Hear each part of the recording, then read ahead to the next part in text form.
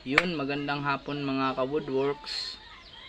Gusto ko lang po pala magpasalamat dahil nakuha na po ni Idol Diwata yung padala natin na gawa sa kahoy. Sariling gawa po dito sa Masbate. Nagpapasalamat din po pala ako kay Papa Bin TV dahil siya yung tulay upang maipaabot ko kay Diwata yung gawa ko.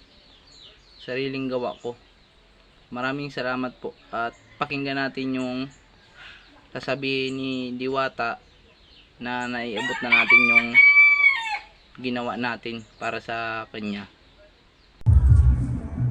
Shani Carmen, shout out sa iyo dyan sa Masbate. Mabuhay ka, sana ipagpatuloy mo yung maganda mong ginagawa.